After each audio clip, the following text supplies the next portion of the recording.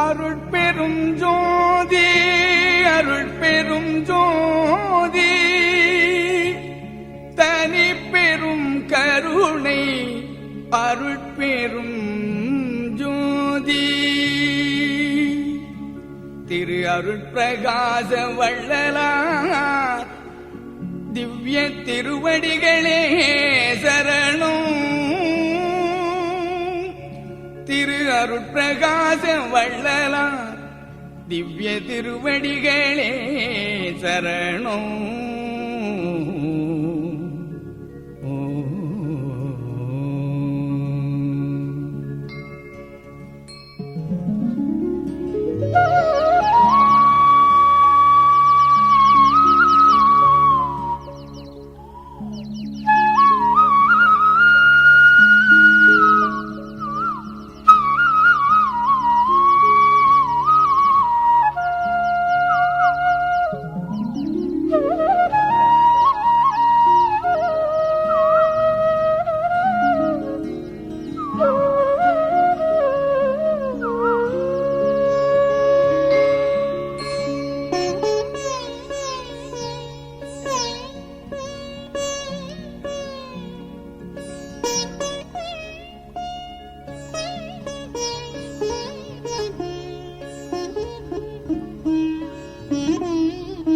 பார்வதி பதையே ஏகம்பத்துறை எந்தாய் போற்றி, அண்ணாமலை கண்ணா போற்றி, நாடுடைய சிவனே போற்றி. அருட்பெரும் ஜோதி அருட்பெரும் ஜோதி பெரும் கருணை அருட்பெரும் ஜோதி.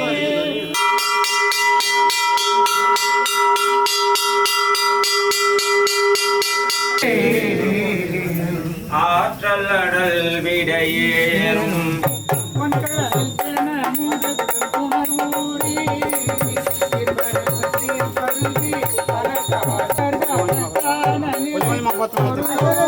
சன்மார்க்க நீதி கொடியே கொடியே சிவஞான கொடியே கோடா கொடியே சிவதர்ம கொடியே சிவபோக கொடியே அடியே அருளுகவே.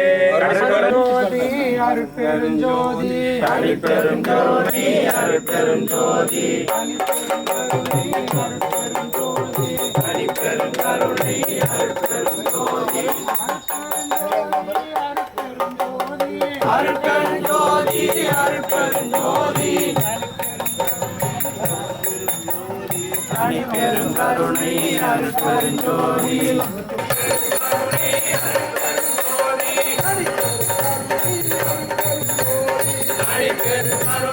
அருட்பெரும் ஜோதி.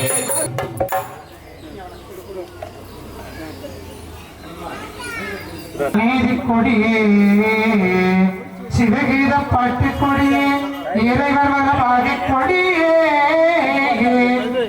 ஆனந்த கொடியே அடியே அருளுகவே. அருட்பெரும் ஜோதி அருட்பெரும் ஜோதி தனிப்பெரும் கருணை அருட்பெரும் ஜோதி. அம்பலத்தரசே அருமருந்தே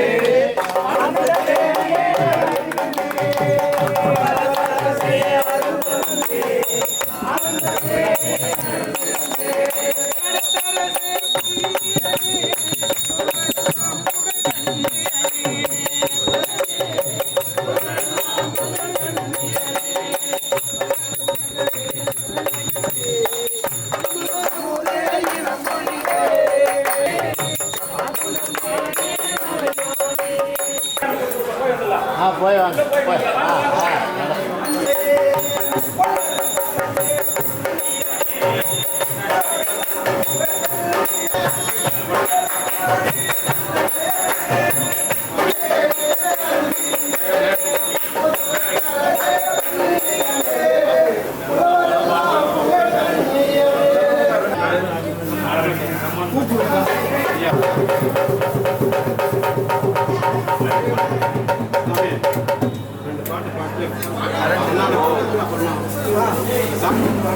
திருச்சிற்றம்பலம். கருவாய் கிடந்து உன் கடலே நினையும் கருத்துடையே திருவாய் பொலிய சிவாய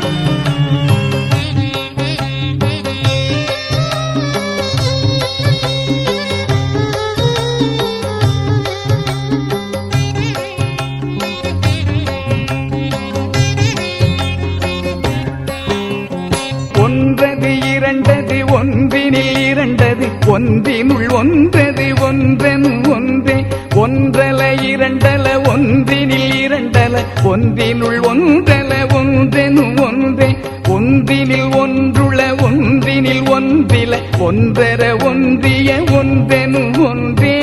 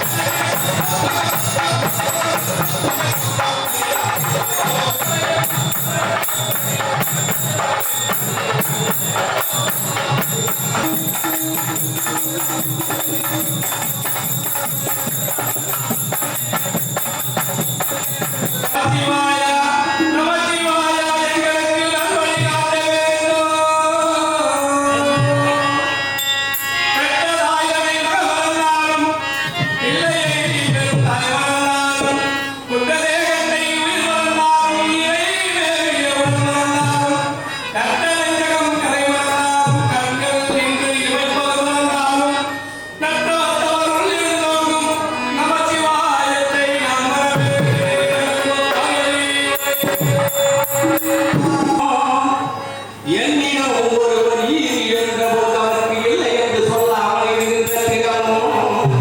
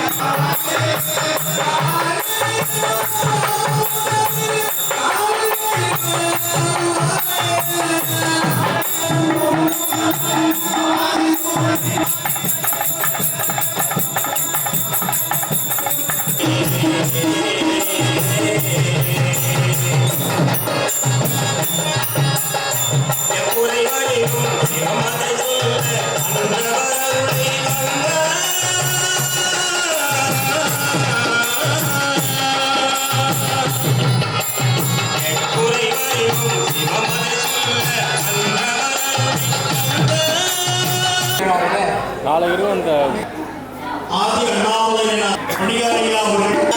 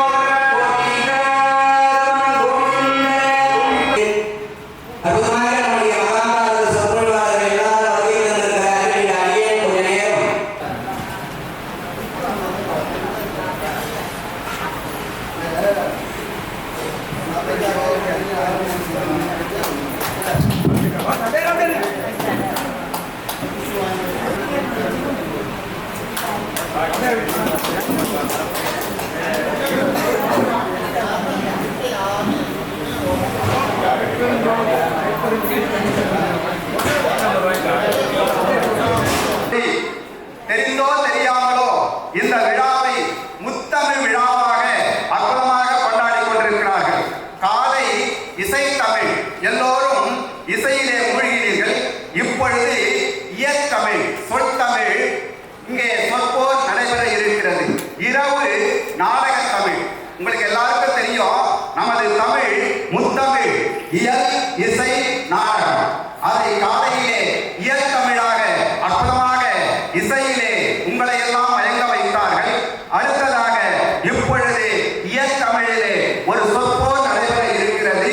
இருதரப்பு வீராங்கனையும் ஆயுதங்களை கையிலே வைத்துக் கொண்டு ஒருவரை ஒருவர் அடிப்பதற்காக தாக்குவதற்காக காத்துக் கொண்டிருக்கிறார்கள். இங்கே அவர்களை சமாதானப்படுத்துவதற்காக நமது ஐயா அவர்கள் நடுவராக அமர்ந்திருக்கிறார்கள். இந்த அளவிலே இரவு நாடக தமிழ் இப்படி அற்புதமாக திரவா சுவாமிகளுடைய விழாவை முத்தமிழ் விழாவாக அற்புதமாக கொண்டாடி கொண்டிருக்கிறார்கள். இந்த வேளையிலே சில நிமிடங்கள் பேசுவதற்கு ஒரு வாய்ப்பு கிடைத்தது நாம் செய்த பாக்கியம். இந்த 43ஆம் ஆண்டு குரு பூஜை விழாவிற்கு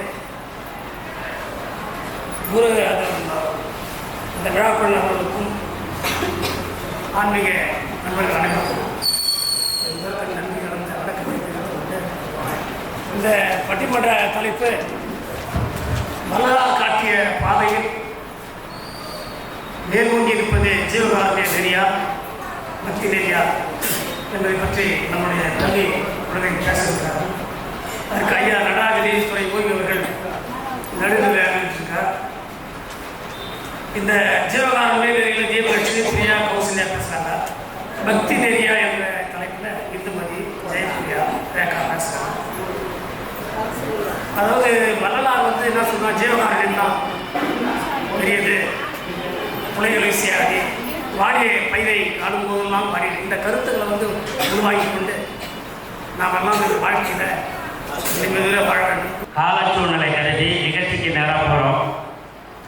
ஜீவகாருண்ய ஒழுக்கமே என்கின்ற தலைப்பிலே மாணவி தீபலட்சுமி அவர்களை வருக வருக என்று அழைத்து பேச அழைக்கின்றோம். வரலாறு காட்டிய வழியில் மேலோங்கி நிற்பது ஜீவகாருண்ய நெறியே என பேச வந்துள்ளேன்.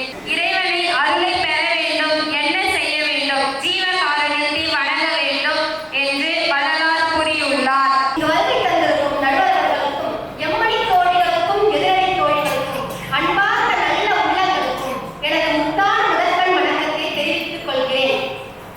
வள்ளலார் காட்டிய பாதையில் மேலோங்கி நிற்பது பக்தி நெறியே என பேச வந்துள்ளேன். சாதியும் மதமும் சமயமும் என பொய்யென ஆதியில் உணர்த்திய வள்ளல் பெருமானி ஜீவகாருண்ய நெறியே மேலோங்கி நிற்கிறது எனும் தலைப்பில் பேச வந்துள்ளேன்.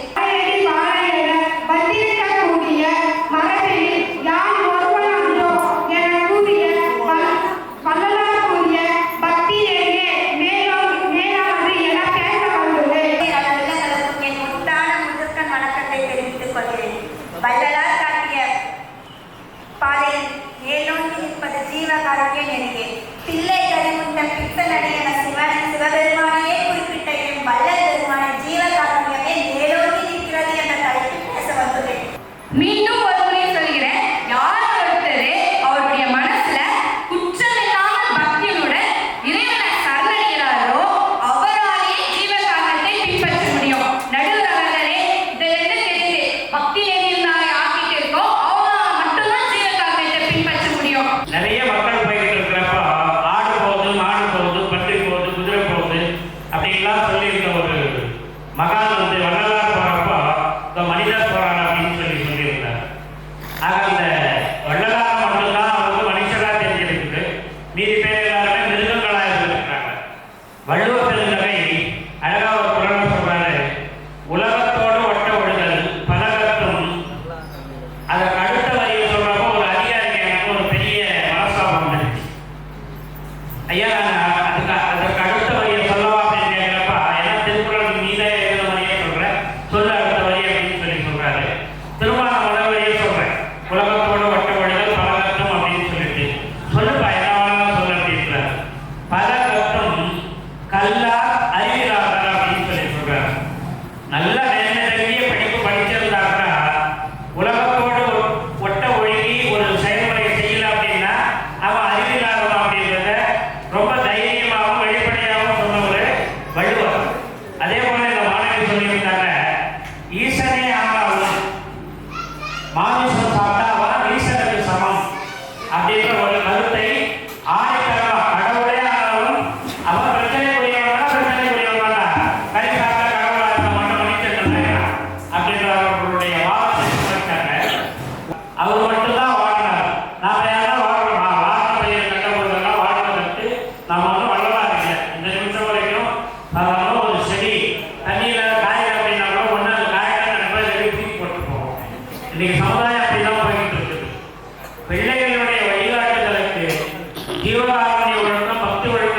காட்டிலும் ஒழுக்கம் மேலானதாக இருக்க வேண்டும். ஒழுக்கத்தை பற்றி தெரிந்து கொள்பவர்களால் தான் ஜீவகாருண்ய ஒழுக்கத்தை பற்றி தெரிந்து கொள்ள முடியும். அன்பு சான்றோர்களே, இங்கே வந்து இந்த விழாவில் கலந்து கொண்டாலும் இந்த மாணாக்கர்கள் வாழ்க்கையில் வந்திருக்கின்ற மூத்த வழக்கறிஞர் இவர் ஒவ்வொரு வாரமும் நம்ம தினமணியில் வரும்.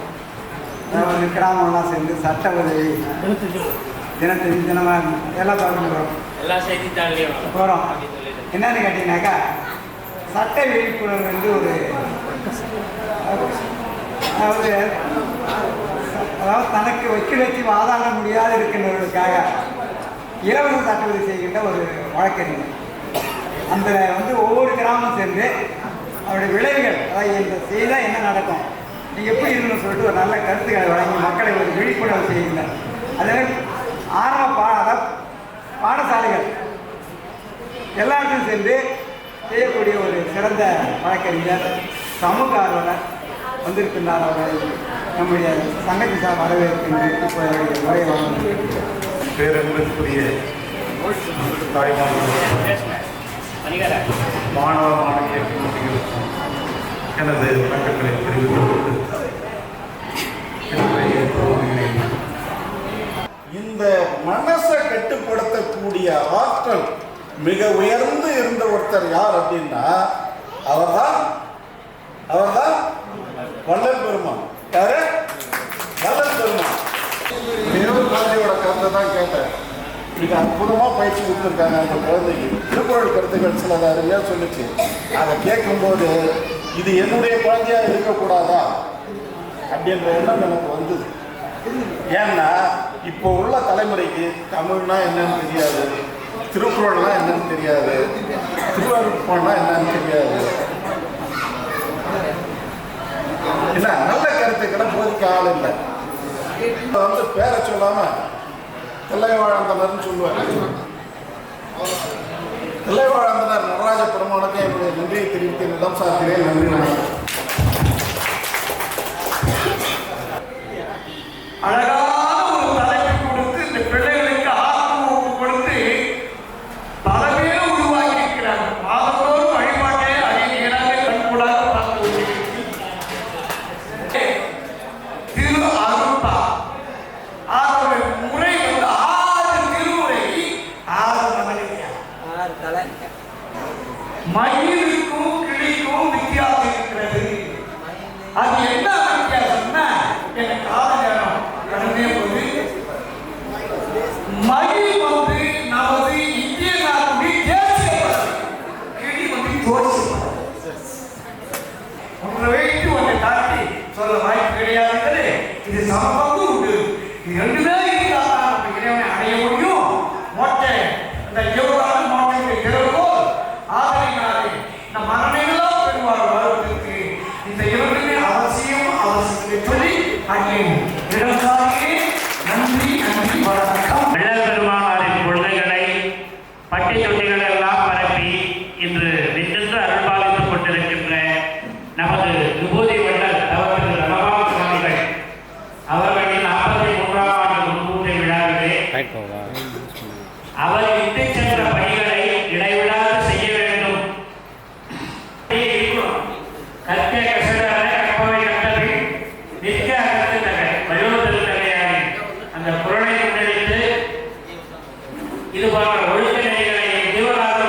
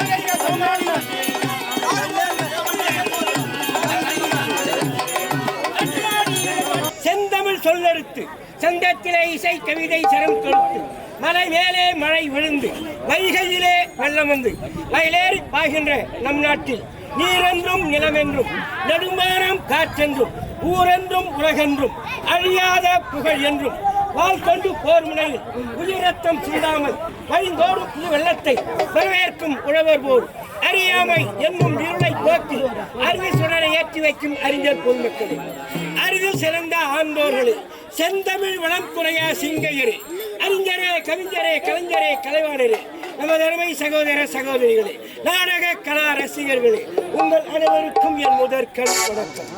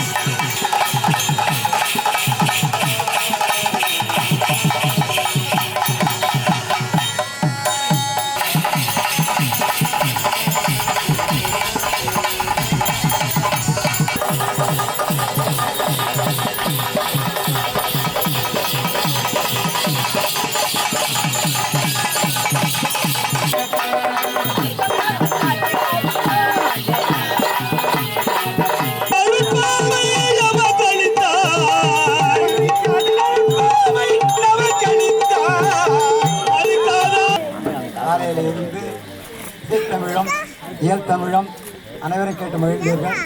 இப்பொழுது நாடகம் வந்திருக்கின்றோம் நடத்துகிறார்கள். ஒரு தனி கம்பெனி கேட்டீங்க, ஒவ்வொரு கம்பெனியோட ஆசிரியர் வந்திருக்காங்க. அவர்கள் அனைவரும் இங்கே வருகிற வரவேற்று அவளுக்கு